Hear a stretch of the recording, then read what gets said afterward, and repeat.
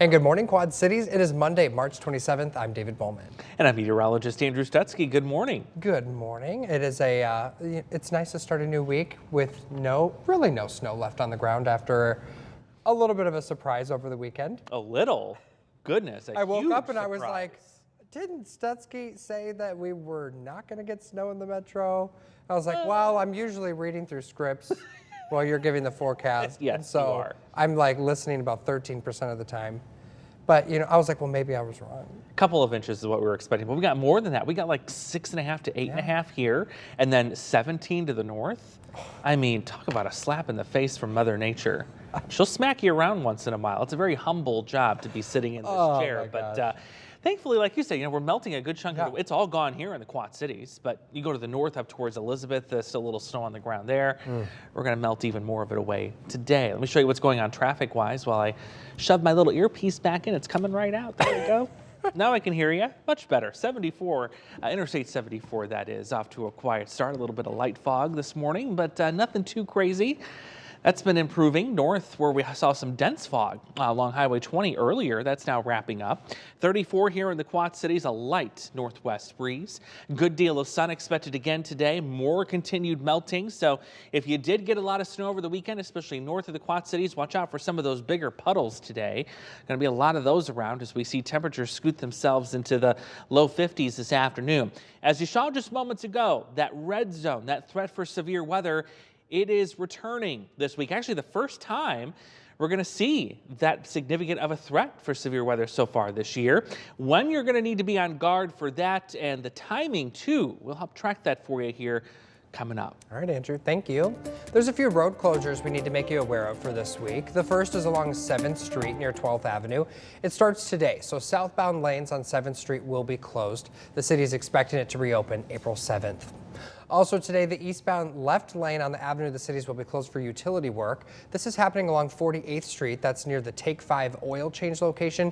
Work should wrap up tomorrow.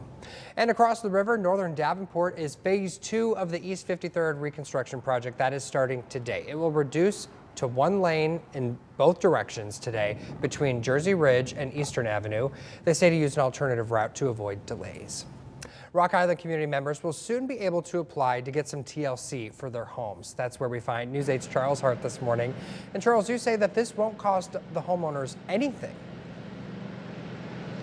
That's exactly right, David. So the Illinois Housing Development Authority is granting $300,000 to the city of Rock Island for the Home Repair and Accessibility Program. It'll give homeowners a chance to get some work done on multiple things from roofing to plumbing. City leaders say it's for homeowners to extend the useful life of their homes and to improve the city's housing stock, which officials say is aging and very often deteriorated. For general rehab, officials say $45,000 can be spent per home, and if the repairs cost more, they can double up on funds from the city's existing rehab programs. Miles Brainard with the City of Rock Island's Community and Economic Development Department says it's important to invest in the city. It's important to think of them not just as an investment in a single house, but an investment in a block, an investment in a street, an investment in a whole neighborhood. We're really trying to use these programs to engage in housing stabilization for the whole of the community. The city's hoping to get going on those housing rehabs later this spring. They're just awaiting the final sign-offs from the state. City officials say they typically see 2 to 3 dozen households on the waiting list for their current rehab programs. David? All right, Charles, thank you. The city of Moline also is a recipient of the same grant. And according to American Family Insurance, the average American should set aside $1 for every square foot of livable space in their home for annual home maintenance costs. Good tip there. The superintendent of West Carroll Schools is on paid administrative leave this morning following criticism of the district. The teachers union said over the weekend that there are issues over her leadership, citing a lack of communication, support, and constant conflict, leaving many people uneasy. It's ridiculous. There's no point for all this to be going down. We've had a steady decline in enrollment. There has not been 1 year that the enrollment has balanced. And the superintendent is on paid leave until Wednesday. We did reach out to the district for comment. We have not heard back. Hundreds gathered downtown Des Moines for the annual book festival, but between all the book signings and the panels, Many attendees had their eyes on the legislature. Senate File 496 tightens restrictions on what can be included in school books, like banning depictions of sexual content. It also requires districts to publish their procedures for parents to request a removal of a book. Some officials worry that those sorts of restrictions are keeping kids from learning important topics.